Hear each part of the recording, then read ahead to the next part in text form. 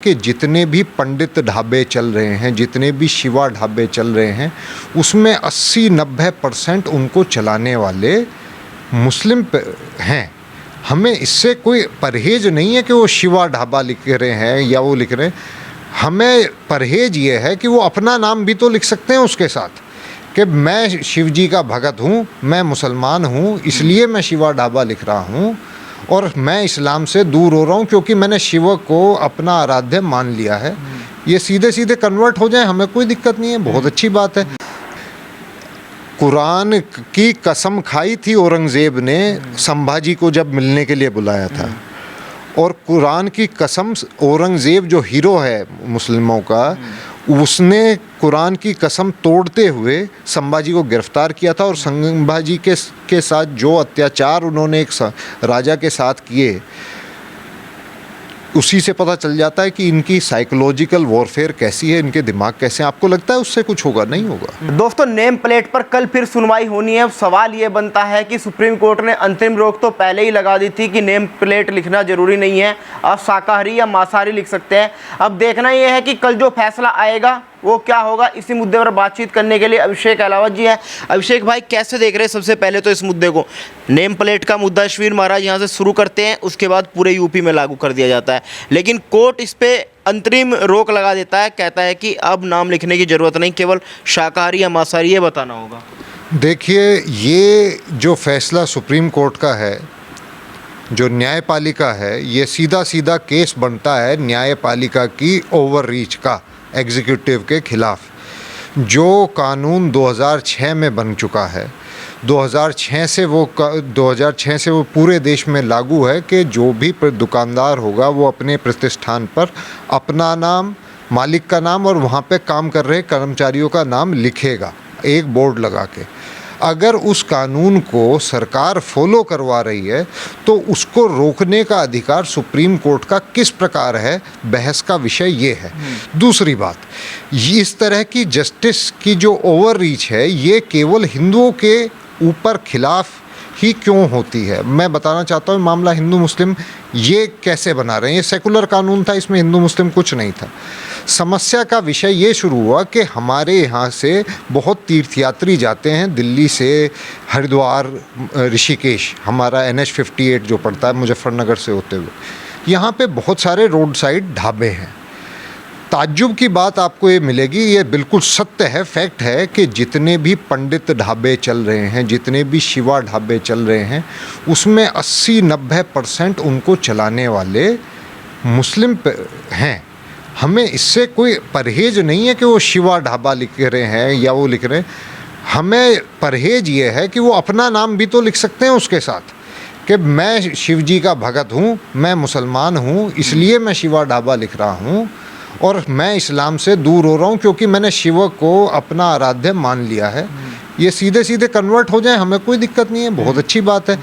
जब कोई मुसलमान रहते हुए हिंदू धार्मिक नामों को इस्तेमाल करेगा तो हमारा एतराज़ स्वाभाविक है, क्योंकि वो एक मासूम तीर्थयात्री जो जा रहा है वो भेद नहीं कर पाएगा कि इनके यहाँ क्या बन रहा है। अगर उसी बर्तन में मीट पका होगा और उसी बर्तन से, उन्हीं बर्तनों से वेजिटेरियन खाना बनेगा तो क्या उसकी वो सात्विकता बच जाएगी? जो लोग गंगा स्नान के लिए हरिद्वार ऋषिकेश जा रहे हैं, बेचारे तीर्थ यात्रा के लिए जा रहे हैं, वो सब कुछ मन में संकल्प लेके जाते हैं कि हम इन दिनों सात्विक रहने का प्रयत्न करेंगे, और अगर वो इस तरीके से उनका धर्म भ्रष्ट करा जाएगा, जो हो रहा है, अगर उसे रोकने का प्रयास हो रहा है तो हिंदू हित में है। जहाँ भी हिंदू हित होगा वहाँ पे इन लोगों को मिर्ची लग जाती है। मुस्लिम ढाबा संचालकों से हमने बात की, वो कह रहे कि हमारे यहाँ तो स्टाफ सारा का सारा हिंदू काम करता है। हाँ, कोई दिक्कत नहीं है। अगर उनके यहाँ पे वास्तव में वो सात्विक नहा धो के जो नियम कानून हैं हमारे धर्म के सात्विकता के, अगर वो उन सभी का पालन कर रहे हैं तो शुद्ध वैष्णो ढाबा लिखें, कोई दिक्कत नहीं है। अगर वो क्वालिटी देंगे, सात्विकता दर्शाएंगे, सिद्ध करेंगे कि हमारे यहाँ सात्विकता है, तो मेरे मानने में कोई एतराज़ नहीं होना चाहिए उनके यहाँ जाने में, मैं स्वयं जाऊँगा। लेकिन विपक्ष ने तर्क दिया इसके पीछे कि ये तो भाईचारा खराब करने वाला आदेश है योगी जी का। इनका, विपक्ष का ये कहना है, इनका तर्क ये है कि अगर हिंदुओं को ये पता चल जाए कि ये सामने वाला मुसलमान है तो हिंदू उस पर हमला कर देंगे। अब इस तर्क को अगर देखा जाए तो स्कूल में जो यूनिफॉर्म होती है वो सबकी बराबर होती है। वहाँ पे इन्हें ये डर नहीं लग रहा कि हमारा मुसलमान का बच्चा अगर सिर पे टोपी पहन के जाएगा, हिजाब पहन के लड़की जाएगी, वो अलग दिखेगी, हिंदू उसे वहाँ क्यों नहीं खा रहे? और अगर वो वहाँ पे सुरक्षित है अपना हिजाब पहन के हिंदू बच्चों के बीच में, सिर पे टोपी पहन के हिंदुओं के बीच में, तो ये चंद दुकानदार जो अपनी दुकान लगा के बैठे हैं, अगर वो हिंदुओं के नाम से अपना नाम लिख लेंगे तो असुरक्षित हो जाएंगे। इस तरह की गलत मानसिकता मुसलमानों के दिमाग में डाली जा रही है हिंदुओं के प्रति। ये हिंदुओं को डिमोनाइज कर रहे हैं। इसका संज्ञान सरकार को लेना चाहिए और जिन जिन लोगों ने इस कानून के खिलाफ आवाज़ उठाई है, इन सब के खिलाफ देशद्रोह का मुकदमा चलना चाहिए, क्योंकि ये मुसलमानों को और हिंदुओं को टेररिस्ट कह रहे हैं। लेकिन रोक के बाद मुस्लिम दुकानदारों से हमने बातचीत की, वो कह रहे हैं कि ये तो योगी के मुंह पे तमाचा है। हाँ, तो वो भाई उनके दिमाग में तो ये डाला जा रहा है ना कि तुम्हें हिंदुओं ने तुमसे सामान इसीलिए खरीद रहे हैं क्योंकि उन्हें पता नहीं तुम मुसलमान हो। भाई तुम बाजार में जाके देखो, इतनी लंबी कुंची वाला, बिना मूंछ वाला तुमने कितना हिंदू देखा है? सिर पे टोपी पहनने वाला, गोल टोपी और कुंची रखने वाले कितने हिंदू देखें? क्या हमें साफ साफ दिखाई नहीं देता कि तुम मुसलमान हो? जब फिर भी हम तुमसे फल खरीद रहे हैं, तुम्हारी आके दुकान पे जूस पी रहे हैं, हमें साफ साफ दिख रहा है कि तुम मुस्लिम हो, तो तुम्हें नाम लिखने में क्या एतराज़ है? नाम भी अपनी दुकान का अपना ही रखो भाई। ये धोखेबाजी नहीं चलेगी। लेकिन सवाल अभिषेक भाई ये भी बनता है, नीट का मामला आपने देखा, सुनवाई में महीनों लग जाता है, लेकिन इसकी सुनवाई तुरंत हो जाती है ऐसे मामलों की। देखिए, नीट का जो मामला है वो तो विपक्ष ने भी उठाना बंद कर दिया है। उसे कोई नहीं उठाना चाहता। मैं आपको बताता हूँ क्यों। क्योंकि उसमें जितने भी कल्प्रिट पकड़े गए हैं वो एक विशेष समुदाय से हैं। मेरा मानना यह है कि क्रिमिनल्स हर समुदाय में, हर जाति, हर धर्म में हैं, कहीं कम कहीं ज़्यादा। और न्याय जो है वो, न्याय की आंखों पे पट्टी इसीलिए बंधी हुई है क्योंकि वो भेदभाव नहीं करती। परंतु आप देखिए भेदभाव, जैसे ही पता चलता है कि उसके कल्प्रिट्स ज़्यादातर मुस्लिम हैं, सारा विपक्ष साथ, किसी ने जांच की डिमांड नहीं हो रही। अब कोई इसकी फास्ट ट्रैक जांच नहीं करवाना चाहता। और जो भारत के लाखों करोड़ों युवाओं के भविष्य से जुड़ा हुआ मामला है, उसको सबने ठंडे बस्ते में डाल दिया। और ये जो कानून जो कांग्रेस स्वयं लेके आई थी, जिसके ये समर्थक हैं अखिलेश यादव, जिस कानून को कांग्रेस लेके आई थी, तब इनको सब हरा हरा चमक रहा था। अब जब ये कानून लागू हो रहा है और क्योंकि योगी जी के राज में हो रहा है, तो इन्हें कोई ना कोई नुक्स निकालना है योगी जी में। इन्हें योगी जी को एंटी मुस्लिम दिखाना है। लेकिन स्वामी यशवीर महाराज ने अब एक नई मुहिम छेड़ दी है। वो कह रहे कि ये जो फैसला आया, चलिए मुसलमानों के लिए आया, हिंदू के लिए तो नहीं आया। हिंदू अपनी दुकानों पे बड़े बड़े अक्षरों में अपना नाम लिखे, अपनी दुकान का नाम लिखे और भगवान विष्णु के 10वें अवतार भगवान वारा की फ़ोटो लगाए। आपको क्या लगता है जो लोग इस तरह के झूठे नाम रख रहे थे वो इससे मान जाएंगे? वो भी धोखेबाजी, वो इससे और ऊपर लेवल की धोखेबाजी शुरू करेंगे। वो ये सब रखना शुरू कर देंगे। वो पैसे के लालची हैं बेसिकली, आप समझिए।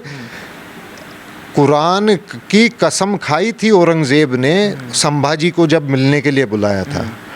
और कुरान की कसम, औरंगज़ेब जो हीरो है मुस्लिमों का, उसने कुरान की कसम तोड़ते हुए संभाजी को गिरफ्तार किया था। और संभाजी के साथ जो अत्याचार उन्होंने एक राजा के साथ किए, उसी से पता चल जाता है कि इनकी साइकोलॉजिकल वॉरफेयर कैसी है, इनके दिमाग कैसे हैं। आपको लगता है उससे कुछ होगा? नहीं होगा। जो ये कानून है कि सबको कानूनन अपने नाम सामने रखने चाहिए, ये कानून पूरी तरह सेकुलर है। इसमें किसी जाति, किसी धर्म को टारगेट नहीं किया जा रहा। इसमें किसी सिख को एग्जेम्प्ट नहीं किया जा रहा, किसी जैनी को एग्जेम्प्ट नहीं किया जा रहा। भारत सरकार को चाहिए कि सुप्रीम कोर्ट को उसकी औकात दिखाए और उसको उसकी जगह दिखाए कि आप वहाँ खड़े होइए। इस तरह के मामलों में आपको बोलने का कोई अधिकार ही नहीं है।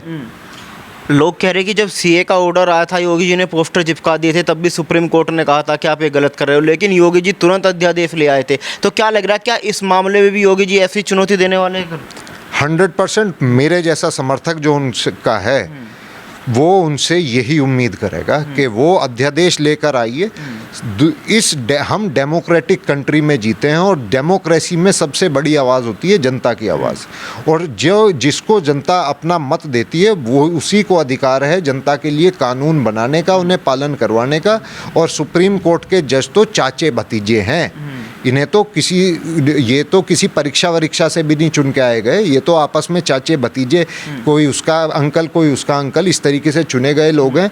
इनकी हिम्मत कैसे होती है हमारे चुने हुए प्रतिनिधियों के फैसलों को चुनौती देने की?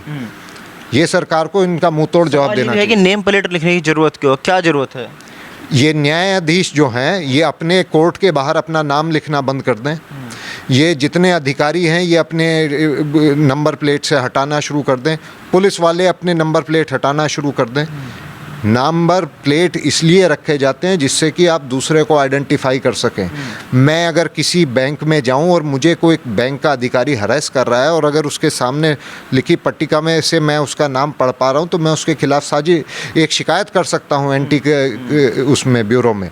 नाम रखने इसलिए ज़रूरी है, अगर हमें पता है कि फ़लाने आदमी की दुकान से रेहड़ी से हमने खाना खाया था और हमें ये नुकसान हुआ, तो आप उसके खिलाफ कोर्ट केस कर सकते हैं, आप उसकी शिकायत कर सकते हैं। तो ये अधिकार है एक नागरिक का कि वो चूज़ करे कि मुझे कहाँ से खाना है या नहीं खाना। और अगर किसी के को उसने चूज़ किया और उसने उसके साथ चीटिंग करी है तो उसके खिलाफ शिकायत करने का अधिकार भी हर नागरिक को है, जैसे हिंदुओं को वैसे ही मुसलमानों को भी। लेकिन इस फैसले खुद जयंत चौधरी ने विरोध किया, कहा कि कहाँ तक नाम लिखवाएंगे आप लोग, कुर्ते पे भी नाम लिखवाओगे क्या? बिल्कुल लिखना चाहिए। एक बात मेरा उनसे सवाल ये है, बिल्कुल हम चाहते हैं कि देश जो है यूनिफॉर्म हो, बहुत अच्छे से सब एक जगह। क्या मुस्लिम्स को आज से 20, 25, 30 साल पहले मुझे बड़े अच्छे से याद है, सब मुसलमान जब हिंदुओं से मिलते थे राम राम कहते थे। मेरे बाबा जी के बड़े अच्छे दोस्त थे, सब राम राम एक दूसरे को कहा करते। मेरे बाबा जी उनको मुल्ला जी सलाम वालेकुम कह दिया करते थे। दोनों में इतना प्यार था, मुसलमान राम राम करता था, उनको देख के कोई कह नहीं सकता था वो मुसलमान है। क्लीन चिट रहा करते थे, सिर पे नेहरू टोपी लगाया करते थे। उनके जो बच्चे आए उन्होंने वो भी लगानी छोड़ दी, बिल्कुल क्लीन चिट रहना शुरू किया। आज की पीढ़ी में आप देखिए, निगाह उठा के देखिए, ये ऊंचा पजामा और ये लंबा कुर्ता, कुंची दाढ़ी, बिना मूंछ, सिर पे टोपी, क्या किसी हिंदू ने इनको ये करने के लिए मजबूर किया? क्या किसी बीजेपी ने, किसी आरएसएस ने, किसने इनको ये कहा कि तुम अलग दिखना शुरू करो? इन्होंने स्वयं ये निर्णय किया ना कि हम अलग दिखना चाहते हैं। तो नाम लिखने का से फ़र्क क्या पड़ जाएगा? अगर हमें आपको देख के बता सकते हैं आप मुसलमान हैं, तो आप शुद्ध वैष्णव ढाबा अगर लिखेंगे तो मजबूरन हमें आपके खिलाफ केस करना पड़ेगा, पूछना पड़ेगा कि आप शुद्ध वैष्णव कैसे हैं, कैसे आप ये दावा कर रहे हैं। तो उससे और विद्वेष बढ़ेगा जब आपस में कोर्टबाजी होगी। तो बेहतर यही है कि वो शुद्ध वैष्णव लिखना बंद करें, अपना नाम लिखें। अगर वो क्वालिटी देंगे, हिंदू समाज में आज की तारीख में बहुत नॉनवेज खाने वाले हैं, सारे सात्विक नहीं बचे हैं, सात्विक लोग बहुत कम बचे हैं, इसीलिए अखिलेश जैसे लोग इस तरह की बातें कर रहे हैं। एक आखिरी सवाल अभिषेक भाई, ये भी कहा जा रहा है कि उत्तर प्रदेश में 10 सीटों पर उपचुनाव होना है, इसलिए अब योगी जी जान गए हैं कि जो उनका लोकसभा में हार हुआ था ऐसे तो बात बनने वाली नहीं, इसलिए हिंदू मुस्लिम की राजनीति पे वो उतर आए। देखिए, लोकसभा के जो चुनाव हुए थे वो आई ओपनर थे, बिल्कुल सच्ची बात है। वो आई ओपनर इसलिए थे क्योंकि बीजेपी को मेरे हिसाब से किसी दूसरी पार्टी ने नहीं हराया। बीजेपी को मैं पहले भी कहता आया हूँ, आज भी ये कह रहा हूँ कि बीजेपी को अगर कोई हरा सकता है तो बीजेपी का स्वयं बीजेपी ही हरा सकती है। इस इलेक्शन में भी कार्यकर्ताओं के साथ जिस प्रकार का व्यवहार रहा है पिछले कुछ समय से सरकार का, और सरकार से मेरा मतलब है आईएएस, आईपीएस, एसडीएम, दरोगा, जिस तरह से आपके पदाधिकारियों को उत्पीड़ित किया जाता है, आप विश्वास नहीं करेंगे। बीजेपी का कार्यकर्ता अगर ये गलती से बता दे कि मैं बीजेपी का फलाना कार्यकर्ता हूँ, अगर उसे 50-100 रुपये लेके पुलिस वाला छोड़ने वाला होता है तो ये कहता है बैठ जा, अब नहीं छोड़ने का तुझे, क्योंकि इतने तेरे विधायक का फ़ोन आएगा, इतने में तो तेरा 15,000 रुपये का चालान काट दूँगा। ये प्रशासन जिसको शक्ति मिली है योगी आदित्यनाथ जी की वजह से, पहली बार बीजेपी ये यूपी में इतना ताकतवर प्रशासन है, वो ही प्रशासन बीजेपी की जड़ें काटने में लगा हुआ है।